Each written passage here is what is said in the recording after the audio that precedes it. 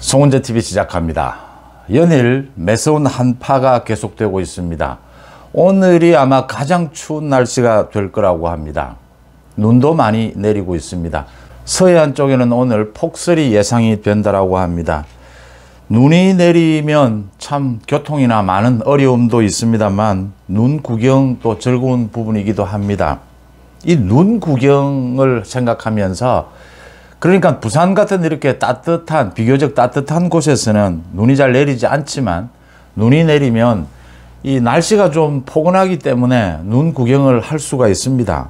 그런데 이 서울 쪽에는 눈이 내려도 워낙 날씨가 추워서 눈 구경을 하러 나서기가 겁이 날 정도입니다. 어쨌든 굉장히 매서운 한파, 또 눈까지 많이 내리고 많은 부분들 건강에도 유의하고 조심하셔야겠습니다. 먼저 예산안이 통과가 됐습니다. 여야 합의를 했습니다. 오늘 통과를 합니다. 국회에서. 국민의힘 주호영 원내대표가 이걸 왜 합의를 해줍니까? 무엇 때문에 20일 동안 옥신각신 했습니까? 예산안 그 시한을 넘겨가면서까지. 뭘 협상을 하고 뭘 주고받은 겁니까? 그냥 막 기계적으로 50% 깎고 50% 주고 뭐 이런 식입니다. 우리 헌법에 기본적으로 예산 편성권은 정부에게 있습니다. 예산 편성권이 국회에 있는 것이 아닙니다. 그래서 국회에서 정부에서 만들어 온 예산안을 국회에서 깎고 조정할 수는 있어도 국회에서 예산안을 새로 만들어낼 수는 없습니다. 이재명의 민주당이 민주당 예산안을 통과시키겠다라고 협박을 하는데 그건 법 위반입니다. 기재부에서 받아들이지를 않습니다. 그런 경우는 또 우리 헌정사에 없습니다.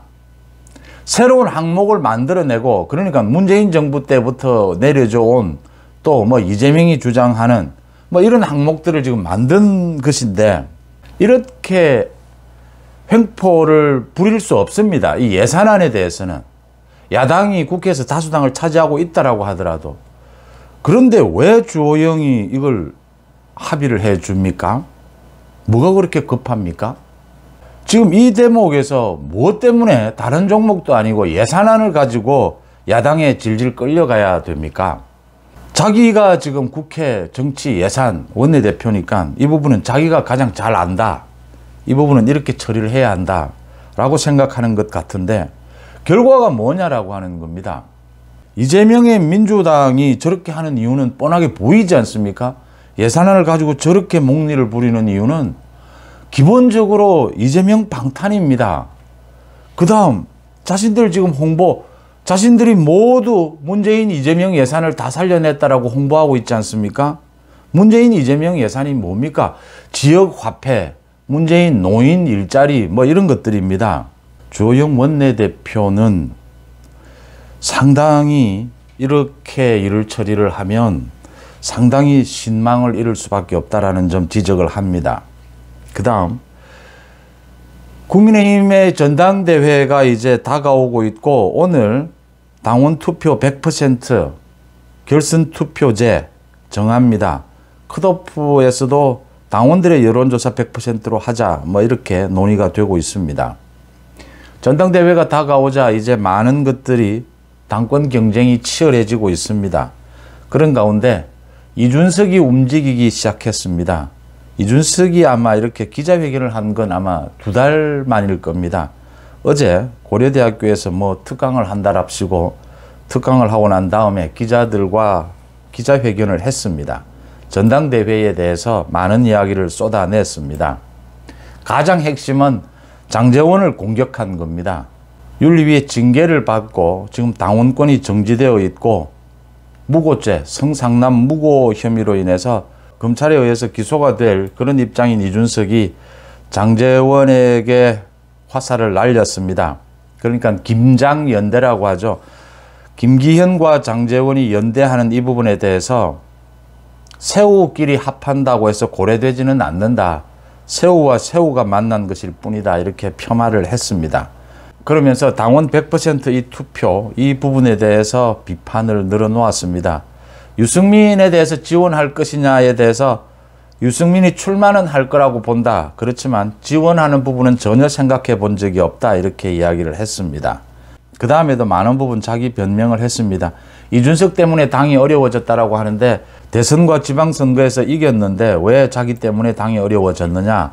자기가 있을 때는 언제나 여론조사에서 민주당을 이겼다. 뭐 이런 이야기를 했습니다. 계속 다른 이야기 하고 있는 겁니다.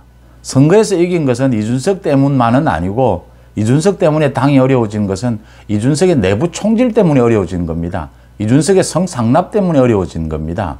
기자들이 물을 때는 그렇게 짚어서 되물어줘야 하는 겁니다. 그래야 국민들이 알고 싶은 걸 알 수가 있는 것이죠. 이준석이 이렇게 슬슬 나와서 움직이고 유승민이 출마는 할 건데 지원하는 부분은 생각해 보지도 않았다. 이준석이 전면에 나서서 유승민을 도와줄 수는 없다는 이야기죠.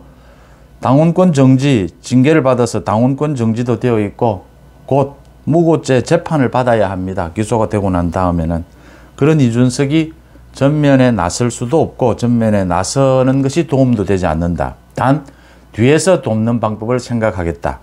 그래서 지금 뭐 SNS 상에 젊은 당원들과의 대화창을 만든다든지 뭐 또 책을 쓴다든지 이런 일들을 하고 있습니다.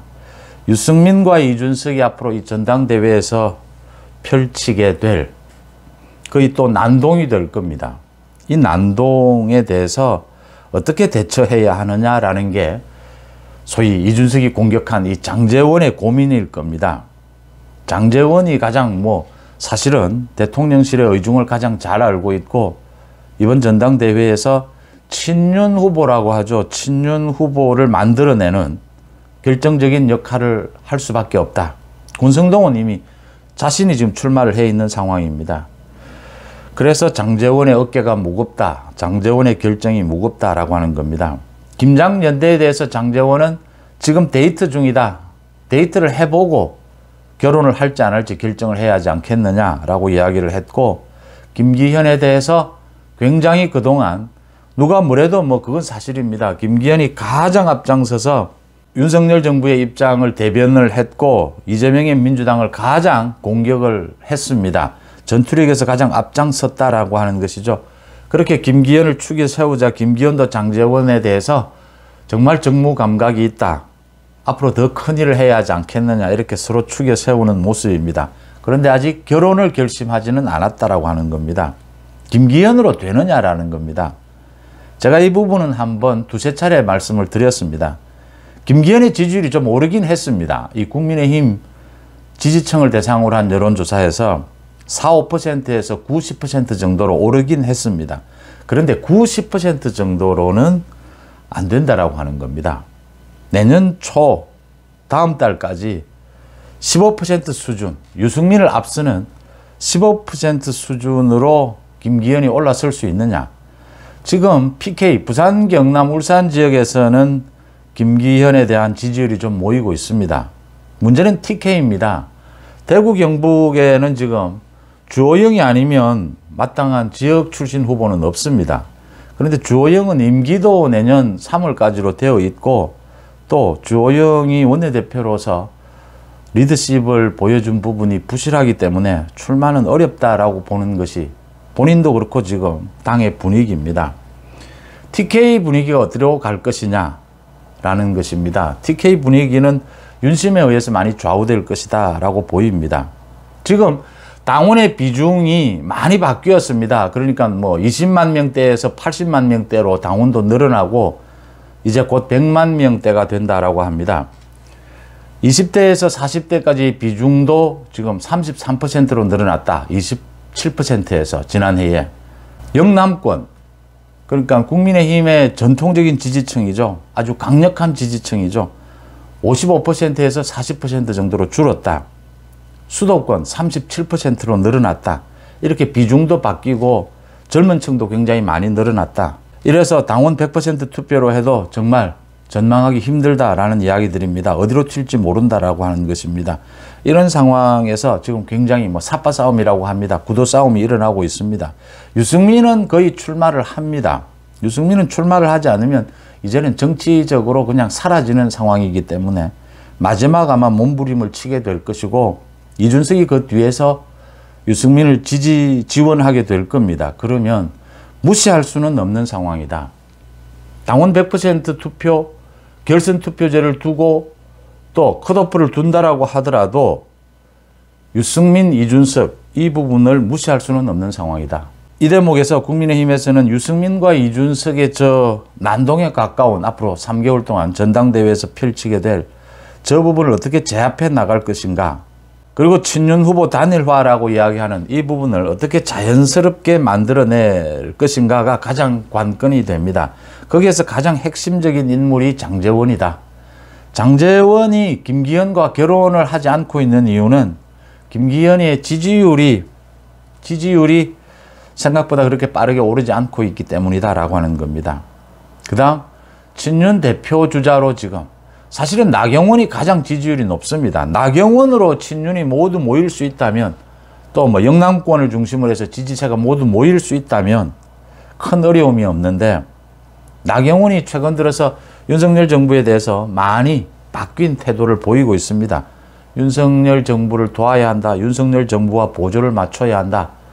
윤석열 정부 당헌 당규 개정도 당 지도부에 모두 맡겨야 한다. 윤심이 중요하다. 이런 이야기를 많이 하고 있습니다. 친윤 대표 주자로 나경원이 나설 수 있다라고 하는 이야기를 계속하고 있는 것입니다. 김기현이 안 된다면 나경원과 손잡아야 한다. 장제원이 그런 면에서 지금 열어놓고 있다라고 하는 겁니다. 지금은 김기현에게 기회를 주고 있다. 김기현이 그동안 아주 최고의 전투력을 보여줬으니까 기회는 한번 주어본다라는 것인데, 김기현의 지지율이 오를 수 있을 것인가? 보여준 전투력 부분에 기회는 줘야 한다라고 보입니다. 김기현에게 달려있는 것이죠. 그 다음 이준석이 이렇게 이제 나서서 많은 부분을 설치게 될 겁니다. 그 다음 이준석과 유승민의 연대입니다. 이게 뭐 앞으로 나서지는 못하더라도 이준석과 유승민이 연대해서 소위 반윤파를 만드는 것이죠. 이번 전당대회를 계기로 해서 국민의힘 내부에 반윤 세력을 집결시키겠다. 그래서 이번 전당대회에서 만약에 유승민이 당선이 되지 않겠지만 그래도 반윤 세력이 집결이 된다면 이건 굉장히 심각한 문제가 될 것이다. 앞으로 가면서 윤석열 정부에는 큰 부담이 될 것이다. 박근혜 정부, 이명박 정부 모두 마찬가지입니다. 소위 반대하는 세력이 여당 내에 만들어지면서 모든 것이 레임덕이 왔고 탄핵으로 흘려갔고 모든 것이 그런 상황이 전개가 됐습니다. 총선이나 대선을 거치면서 대선을 앞두고 그런 일들이 벌어지게 됩니다.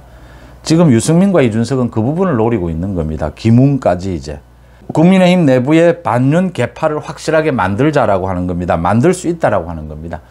그러니까 전당대회에서 당권을 쥐지 못하더라도, 당권을 쥐면 더 좋겠지만 당권을 쥐지 못하더라도 상당한 세를 모으자. 그러면 총선에서도 공천에서도 버틸 수가 있다. 견뎌낼 수가 있다. 뭐 이런 계산들입니다. 그래서 이번 전당대회에서 윤석열 정부와 보조를 맞추는 당 지도부가 되기 위해서는 압도적인 지지율을 보여줘야 한다. 이런 반윤에 대해서 압도할 수 있는 그런 후보를 만들어내야 한다. 그걸 장제원이 만들어낼 수 있겠느냐. 지금 윤석열 대통령이 직접 당무에 개입할 수는 없으니까 장제원이 자신이 출마하지 않으니까 좀 자유로운 형편입니다. 장제원이 그 부분을 만들어내야 한다. 김기현이냐, 나경원이냐, 안철수냐. 안철수는 현재 친윤으로 보는 사람은 당내에 아무도 없습니다. 나경원은 이제 친윤으로 많이 편입이 됐다라고 해야 합니까? 많이 흡수가 된 편입니다. 나경원이냐, 아니면 새로운 권영세, 원희룡 투입이 돼야 되느냐. 지금 이런 부분들이 가장 고민입니다.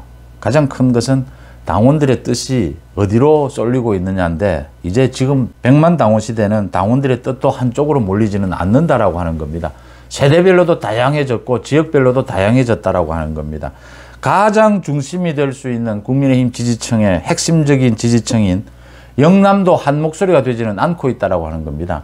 TK와 PK가 지금 생각이 다르고, PK 안에서도 지금은 김장연대에 대해서 반신반의하는 상황입니다. 이런 상황에서 상당 기간 다음 달 초까지는 김기현의 지지율을 지켜봐야 한다. 나경원이 출마가 가능하겠느냐라는 부분입니다.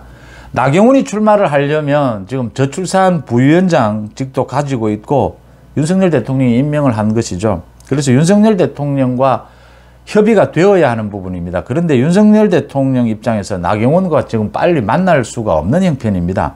나경원은 계속 윤석열 대통령과 뭐 독대를 자기가 못하고 있다 이렇게 좀 불만 섞인 이야기를 하고 있는데, 이 부분이 정리가 돼야 소위 김장연대를 비롯해서 당헌 당규 이런 부분들이 다 정리가 되고, 나경원이 친윤 대표주자다, 대표주자로 가능성이 있다쯤까지는 가야 나경원, 안철수 뭐 다 윤석열 대통령이 또 독대를 할 수 있다, 뭐 관저에서 만날 수도 있다, 이렇게 순서가 되는 부분입니다.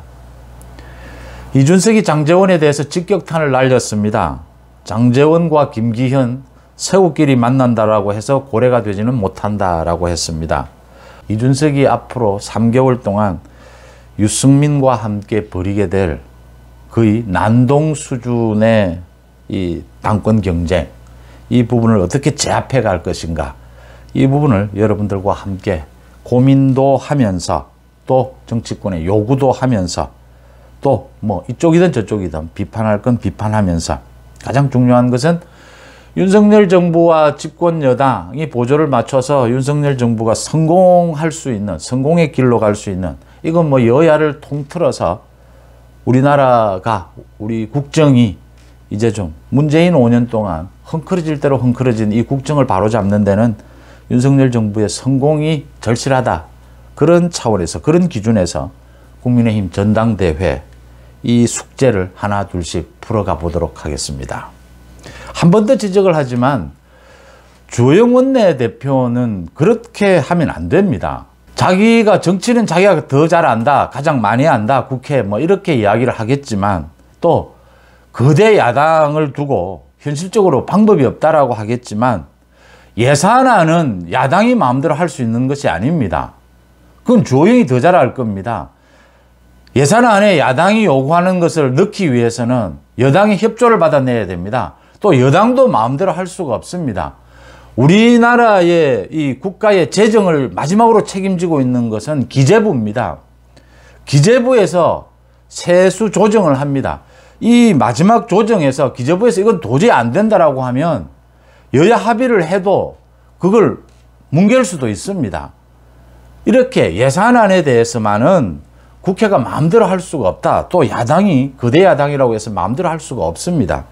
그걸 잘 알고 있는 주호영이 왜 이렇게 질질 끌려다니는 건지, 자기가 원내대표로서 이 어려운 상황에서 타협적으로 잘 헤쳐나갔다, 이 생각, 이 업적을 생각하는 것인데, 지금 이재명의 민주당은 그런 상황이 아니다라는 전체 전국의 흐름을 좀 보고 판단을 해야 한다라는 겁니다. 이재명에 대해서 소환을 했습니다, 검찰이. 이재명이 지난 9월에 선거법 위반으로는 소환에 응하지 않았습니다.